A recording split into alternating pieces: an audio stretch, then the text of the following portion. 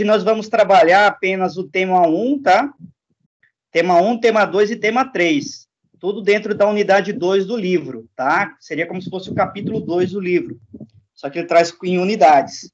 Aí vai ter algumas atividades. Então, assim, eu vou deixar para vocês realizarem lá para segunda-feira, tá? Não precisa de fazer no sábado nem no domingo, porque segunda-feira vocês não têm aula comigo.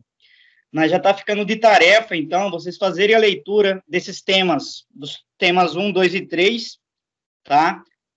Da unidade 2 do livro, e fazer um resumo no caderno. Pode fazer segunda-feira, tá? E na terça-feira a gente começa a fazer as atividades, tá? Beleza? Então, vai ficar de tarefa para vocês fazerem esse estudo em casa.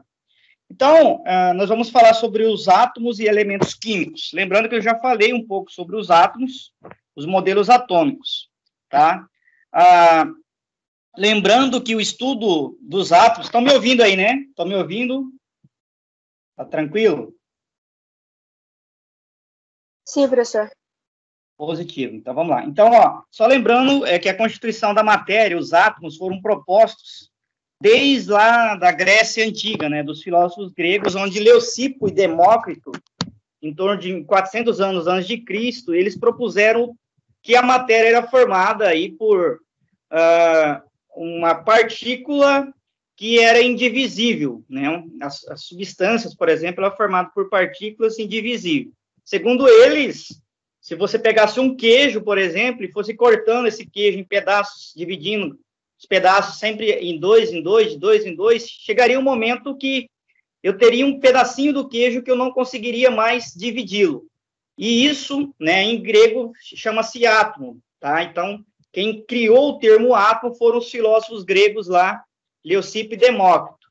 Depois veio outros também, propuseram outras definições, né, sobre átomo, né, como Epícoro, Lucrécio, falando sobre a natureza das coisas. E em 1779, tá, veio Dalton e propôs uma teoria, na verdade, em 1808, né, Dalton veio e propôs uma teoria, tá, e acatou as ideias lá de Leucipo, né, lá dos filósofos gregos, porém ele criou, o diferencial de Dalton foi que ele criou um modelo. Para Dalton, o átomo são maciços indivisíveis igual Demócrito e Leucipo falavam, tá? Porém, ele criou um modelo. Para ele, segundo Dalton, o átomo é como se fosse uma bolinha de bilhar, que nem vocês estão vendo aí, tá? Cada substância química tinha um átomo específico, tá? E esses átomos interagiam entre si, formando aí, acontecendo o que nós chamamos de reações químicas. Então, esse é o modelo de Dalton. O átomo era indivisível, tá? Então, o que ele falou? A matéria é constituída por pequenas partículas esféricas, maciças e indivisíveis, denominadas átomos.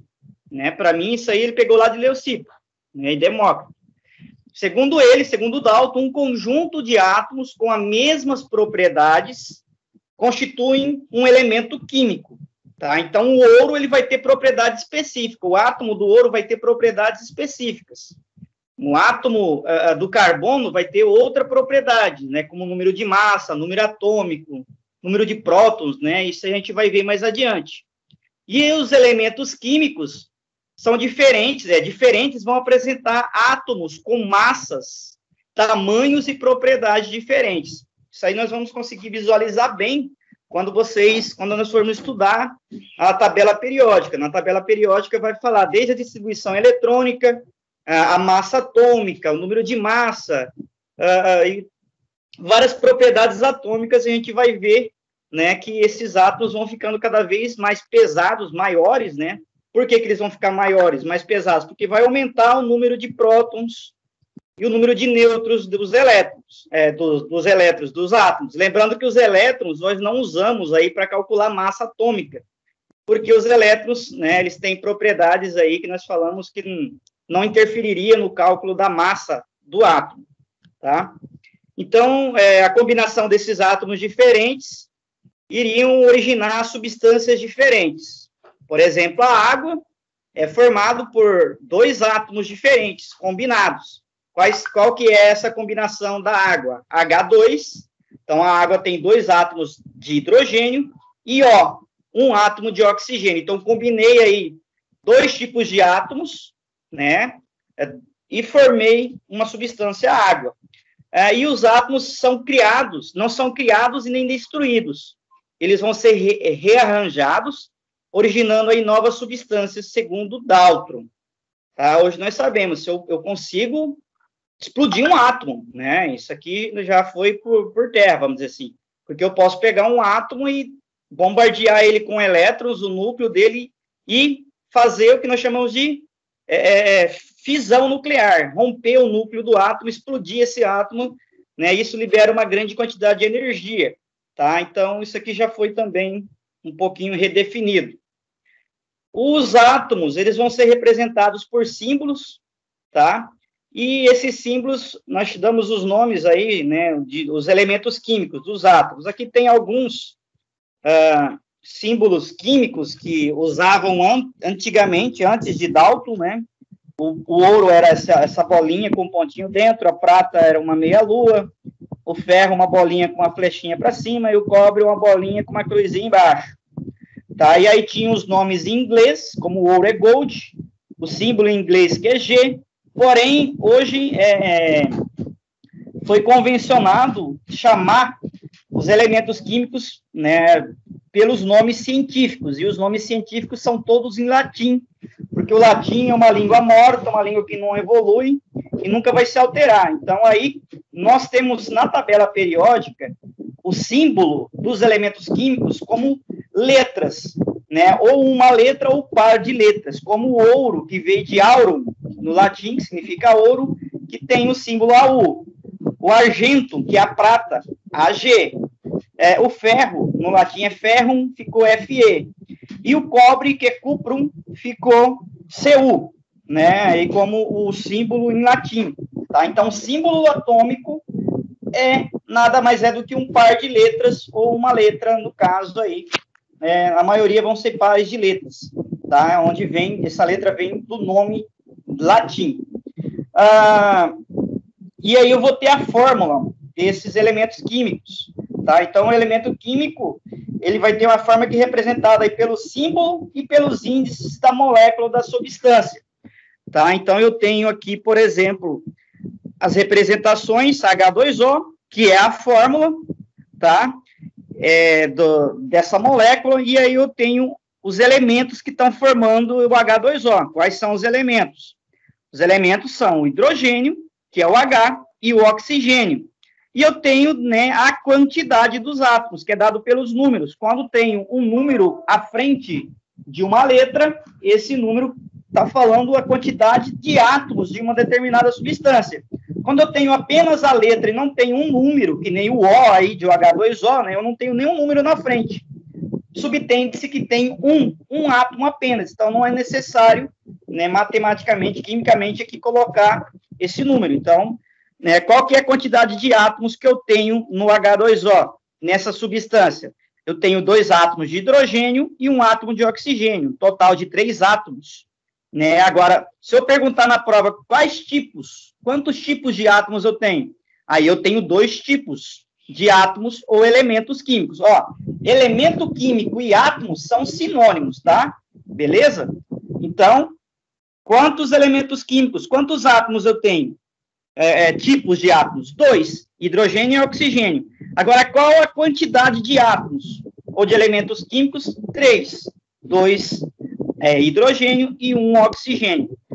Eu vou fazer uma experiência para tentar mostrar para vocês como que acontece, como que eu consigo visualizar essa proporção de átomos da água, tá? Futuramente, eu vou estar pensando em realizar isso aí e disponibilizar para vocês. Tá? Então, aqui embaixo eu tenho já o símbolo representado, nós representamos por bolinhas, né? Então, aqui eu tenho a fórmula da água, o átomo de oxigênio é um pouco maior do que o de hidrogênio, então, por isso que ele vai ser maior, vai estar aí com esse tamanhozão, né, a bola azul e as bolinhas, eu sou meio daltônico, tá, pessoal, mas acho que é roxa, né, as duas pequenininhas de hidrogênio aí, formando essa, tipo um triângulo, tá? E aqui do lado eu tenho representação de outras moléculas, como o ozônio. O ozônio é uma molécula onde eu tenho 3 átomos de oxigênio unidas, dado as mãozinhas, tá? Então, eu vou formar o ozônio, uma molécula de ozônio. E ele é formado, o ozônio é formado pelo elemento, ou seja, pelo átomo de oxigênio, em uma quantidade de 3 átomos de oxigênio juntos, tá? O oxigênio que nós respiramos, esse oxigênio que nós morremos se não respirar, ele é O2. Então, ele vai ter a diferença dele para o ozônio é que ele tem dois átomos de oxigênio unidos, tá? Então, é bem interessante essa questão das formas, da representação das moléculas aqui. Com relação às partículas subatômicas, né? Começou a ser descoberta essas partículas por Thomson, Joseph John Thomson, em 1897. Ele contestou a ideia de Dalton e do Silowski de que o átomo era indivisível. Para Thomson, o átomo é divisível. Por que é divisível? Porque ele localizou uma partícula, ele localizou os elétrons. E ele descobriu que esses elétrons têm carga elétrica negativa. Tá? Ele usou esse tubo de raios catódicos aqui, onde ele produz plasma ali dentro desse tubo, com a produção aí, com o bombardeamento de elétrons, tá? Então, ele propôs que o átomo, então, não era indivisível, e sim divisível. E quem descobriu o elétron foi Thomson, em 1897, e o elétron, segundo ele, tem a carga negativa. E aí Thomson criou um novo modelo atômico, que é conhecido como modelo do pudim de passas. Segundo o átomo de Thomson, o átomo é maciço e constituído por um fluido com carga elétrica positiva, tá? Então seria como se fosse a massa do pudim, ou a massa de um bolo, né, vamos dizer assim. Eu acho mais legal comparar com o panetone, né, lá do final de ano lá. Então, seria a massa do panetone, possuía carga positiva, e as uvas passas ali no meio, né, ou as gotas de chocolate, seriam os elétrons que teriam carga negativa. Então, esse é o modelo atômico de Thomson, que é conhecido como modelo do átomo de uvas passas, pudim de uvas passas. Tá? É bem cobrado isso aqui em vestibular. Depois veio o Rutherford, tá? E continuou trabalhando com a questão das cargas elétricas, fez vários experimentos com raios catódicos também, e bombardeou aqui com um feixe de partículas alfas, né, a radiação, bombardeou a lâmina de ouro, né, e viu que esse feixe, como se fosse um feixe de laser, ele interagia com as partículas que formavam aquele filme aquela folhinha de ouro ali. E com essa interação, ele criou um novo modelo, tá? Então, segundo Rutherford, o átomo era parecido com o sistema solar, onde no centro, comparado-se ao Sol, né, que está no centro do sistema solar, no centro do átomo estaria o núcleo, onde estaria a maior parte da massa do átomo, e orbitando esse núcleo teria o quê? Eu teria os elétrons com cargas negativas. Então, para Thomson, o núcleo era formado por carga positiva, tá? Que seriam aí os prótons. E, orbitando, teria a nuvem de elétrons, formando o que nós chamamos de eletrosfera, que estariam os elétrons com carga negativa. Bom, foi uma explicação bem legal. Até hoje nós usamos esse átomo com uma pequena diferenciação, porque aqui tem uma inconsistência. Nós sabemos na física e na química que quando eu tenho substâncias com a mesma carga, essas moléculas ou essas partículas, seja lá o que for, elas se repelem. Então, esse é o problema do modelo atômico de Rutherford, porque ele não sabia explicar como esses prótons, que todos têm carga positiva e todos estão ali no meio, né, do núcleo atômico, conseguiriam ficar ali. Porque pela física isso é impossível, eles se repeliriam e desintegrariam o átomo. Então, depois veio um outro cientista e corrigiu esse problema, tá? Chadwick descobriu, por exemplo, que ali no centro do átomo, no núcleo, não existia apenas o próton, mas existia uma outra partícula subatômica sem carga, que eram os nêutrons. Nêutron que não tem carga, né? Nem positiva e nem negativa, e esses nêutrons conseguiam fazer essa intermediação ali, ficar entre essas partículas positivas, o próton, e impedir que eles fugissem, tá? Então, aí, consertou-se o problema lá do átomo aqui de Rutherford. Então, Chadwick propôs que os nêutrons, né, faziam essa estabilização do núcleo do átomo. E, segundo ele, a massa dos prótons é igual às massas dos nêutrons. Por isso que nós vamos usar, para calcular a massa atômica, é a soma nada mais de que prótons e nêutrons, tá? Elétrons têm massa desprezível. Então, quais são as características dos átomos? Isso aqui é importante, no livro de vocês vai ter essas definições, tá? Mas vai ficar gravado, vocês podem anotar posteriormente isso aí. Essas definições, o número atômico. O número atômico foi determinado por Moseley em 1913, e o número atômico consiste, né, numa letra maiúscula Z, e ele indica nada mais, nada menos do que a quantidade de prótons que existe no núcleo do átomo. Então, Z é igual a P. Vocês podem até anotar aí, Z é igual a P, porque Z é o número de massa igual ao número de prótons. Então, se eu tenho um átomo com um próton no núcleo, o número atômico dele vai ser, né, o Z dele vai ser 1. Tá? Se ele tem 2 prótons, o número atômico dele vai ser 2, e assim sucessivamente. Tá? Então, isso é o número atômico. Então, o número atômico é número de prótons que um átomo tem. Tem um detalhe, alguns átomos têm apenas um próton, nós vamos ver. Um próton no seu núcleo.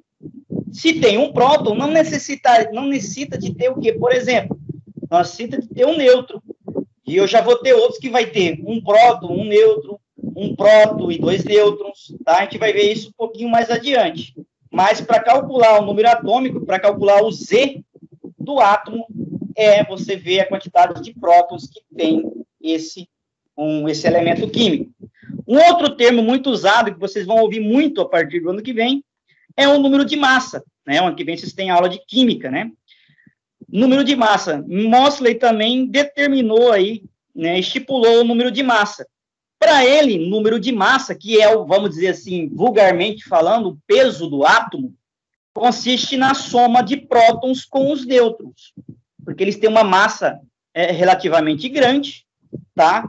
E esse seria o que daria a massa atômica. Se eu colocasse todos os elétrons de um átomo, do maior átomo que tivesse, considerasse ou não considerar ele, não interferiria aqui na massa, no número de massa atômica, tá? Então, massa é representado pela letra maiúscula A, tá? E ele vai ser a soma de prótons com nêutrons, tá? Essas fórmulas aí vocês vão utilizar para fazer continhas futuramente, tá? Um elemento químico, quando vocês forem ver a tabela periódica, ele vai ser representado aí por um conjunto de símbolos, né? Por exemplo, o par de letras do ouro, por exemplo, né? Seria o X. Então, o X, tá? Seria a letra do indivíduo. E aí eu vou ter números na parte superior direita ou esquerda. Esses números na parte superior, ou eles sendo na parte direita ou esquerda, sempre vai ser o A, tá? E números embaixo, que vão ser o Z, tá? Número de massa em cima, e o Z, que é o número atômico embaixo, beleza? Depois eu vou deixar disponível isso aqui também para vocês aqui. Eu falei aqui que alguns átomos vão possuir elétrons a mais, prótons a mais, e isso vai trazer aí as características dos átomos. Então, os elementos químicos, eles vão ser classificados em cátions, em ânions. O que quer dizer isso? Porque tem a ver, essa nomenclatura, com a carga elétrica. Tá? Se eu tenho um átomo com o mesmo número de prótons, que tem carga positiva, e o mesmo número de elétrons, Por exemplo, eu tenho 10 prótons e 10 elétrons, mais com menos, na matemática, o que acontece? Subtrai. Então, 10 menos 10 é 0. Quando isso acontece, eu falo que eu tenho um átomo. Porém, quando eu tenho ou mais elétrons do que prótons, ou menos elétrons do que prótons, aí eu vou classificar, né, os átomos em cátions e ânions. É importante anotar isso aí, tá? Então, o que é um íon? Cátion e ânion são íons. É a espécie química que apresenta o número de prótons diferentes do número de elétrons, tá? Isso pode ser, eu tenho carga positiva, mas, por exemplo, eu tenho 11 prótons e 10 elétrons, qual que é a minha carga que vai estar sobressaindo? 11 menos 10, eu vou ter carga mais 1. Então, eu vou ter carga positiva. Então, nesse caso, eu teria aí um cátion. Agora, suponha que eu tenho de volta 10 prótons e 11 elétrons. Quantos que vai dar menos 10, menos 11 mais 10? Vai dar menos 1. Então, nesse caso, eu tenho carga negativa, nós chamamos de ânion, tá? Que fique bem claro isso aqui. E aqui eu tenho vários exemplos. 12 prótons, tá? Se eu tenho 12 prótons, tenho 12 cargas positivas, então eu vou ter o quê? Mais 12, que é o caso aqui do Mg. E eu tenho aqui 12 elétrons, carga negativa. Então, mais 12 menos 12 é igual a 0, carga estável, tem um átomo, tá? E aqui no outro lado, eu tenho 12 prótons com carga positiva e 10 elétrons. 12 menos 10, vou ter aqui uma soma de mais 2, tá? Que seria a carga elétrica total, no caso aqui do Mg, tá? Aqui eu tenho outros, sempre a mesma situação. Sempre a mesma situação, tá? Pego prótons e subtrai os elétrons e vamos ver o resultado que dá, tá? É bem tranquilo. Se der mais, ele é um cátion. Se der mais 1, mais 2, mais 10, mais 20, mais 30, é um cátion. Se der menos 1, menos 2, menos 10, menos 20, é o quê? É um ânion. Tem carga negativa, é ânion. Se tem carga positiva, é um cátion. Ambos são íons porque são átomos que não são estáveis, que não têm o mesmo número de prótons e de elétrons, tá? E eu vou ter as semelhanças entre os átomos. Por esses átomos terem algumas semelhanças, eu vou classificá-los em vários termos. Primeiro, que são os isótopos. O que são isótopos? Isótopos são átomos que apresentam o mesmo número atômico, que é o Z, por pertencerem ao mesmo elemento químico, mas diferem no número de massa, tá? É o caso, um carbono, por exemplo, que vai ter número de prótons aqui, números, uma massa um pouco diferente. Vou ter vários carbonos, como carbono 12, carbono 13, carbono 14, 16, 17, 18, tá? Porque eu vou ter aí o mesmo número atômico. Qual que é o número atômico deles? Tá? E a massa dele vai ser diferente, porque eu vou, né, ter um número de nêutrons diferentes aí dentro, fazendo um núcleo, formando o núcleo deles, tá? Então, isso são os isótopos. Então, o hidrogênio apresenta isótopos com nomes próprios. Então, aqui eu tenho, por exemplo, o hidrogênio 1, tá? Que ele é o hidrogênio comum, chamado de prótio, é o mais abundante aqui na atmosfera, 99% do hidrogênio encontrado é desse. Eu tenho o deutério, eu tenho uma percentagem muito pequena, e eu tenho o trítio, ou tricério, ou tritério, né? Que é radioativo aqui no caso, que vai ser encontrado em menor quantidade ainda. Então, só para recapitular, isótopos são átomos que apresentam o mesmo número atômico, ou seja, que apresentam o mesmo número de prótons. Qual que é o número de prótons aqui desse hidrogênio? 1.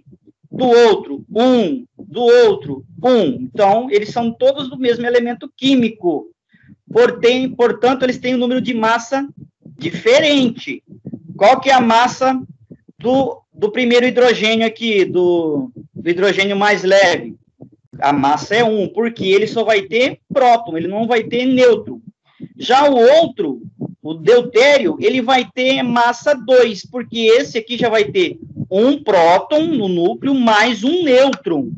1 mais 1, nesse caso, tá? Como eles têm massas iguais, ele vai ter esse número de massa 2.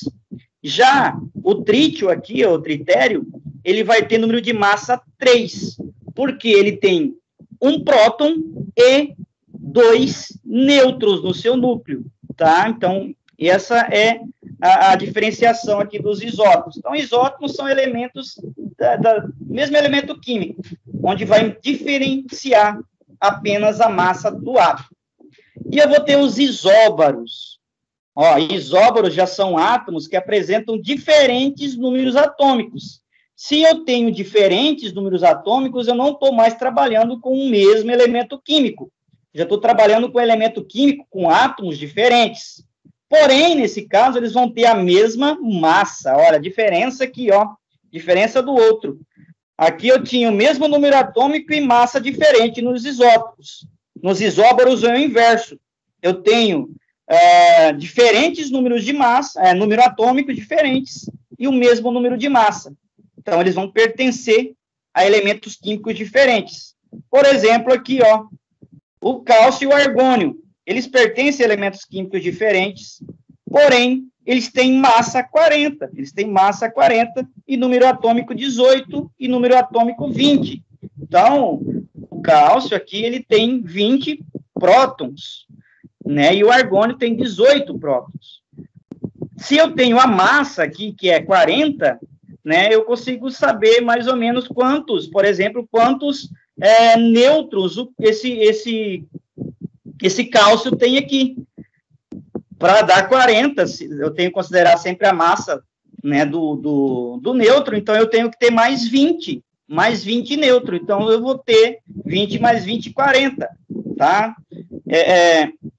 Aqui no outro caso eu vou ter que ter 22 mais 18, 22 nêutrons mais 18 prótons, vou chegar ao número de massa 40, tá? Então, é bem interessante fazer essas anotações aí quando vocês estiverem fazendo a síntese. O outro termo, né, de semelhança atômica são os isótonos. Isótonos já são átomos que apresentam o mesmo número de nêutrons, tá? Que é o N, mas diferentes números atômicos e diferentes números de massa. Então, se ele tem número atômico diferente, número de massa diferente, mas tem um número de nêutron igual, ele é um isótono, tá? O caso aqui, o nitrogênio, né, é isótono de quem? É isótono do carbono, que ambos vão ter 7 nêutrons no seu núcleo, tá? E os isoeletrônicos, né? Os isoeletrônicos são os átomos e íons que apresentam a mesma quantidade de elétrons. Iso é igual, então se eu tenho, nesse caso, comparo o número de elétrons dos átomos apenas e eles têm o mesmo número de elétrons, nós chamamos eles de isoelétricos ou isoeletrônicos, que está levando em consideração a igualdade dos elétrons, do número de elétrons apenas, tá? E aí, a gente entra na questão dos níveis de energia, já é 1h38, tá? Os níveis de energia é como que a energia vai ser distribuída dentro dos átomos, na verdade fora, né, na eletrosfera, que a energia está contida nos elétrons, que tem carga elétrica negativa. Aí tem vários experimentos mostrando a questão do espectro de luz, onde cada substância tem uma cor de luz diferente, tá? Como o potássio, quando é queimado, por exemplo, ele tem essa luz azul. O cobre, quando é queimado, ele tem uma luz meio esverdeada. O sódio, quando é queimado, ele vai ter aí uma luz amarelo avermelhada. E o estrônio, né, vai ter uma luz bem vermelha já. Então, cada um vai ter cores diferentes, que esses elétrons, né, a distribuição dos elétrons, aí, segundo Robert Bunsen, aí, que vai dar essa coloração diferente. Aí tem os espectros descontínuos de luz, mas o que vai importar para nós mesmos são as camadas aqui, né, a distribuição dos elétrons na eletrosfera, nas camadas. Os elétrons, vão possuir aí várias camadas. Camada K, L, M, N, O, P e Q. 7 níveis de energia, tá?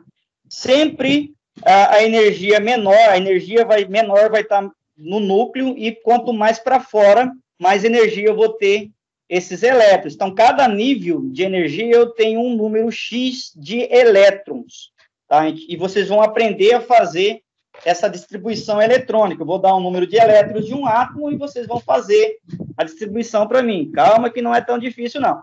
Para fazer essa distribuição eletrônica, nós vamos ter que estudar o postulado de Bohr. Deixa eu tomar uma água aqui rapidinho.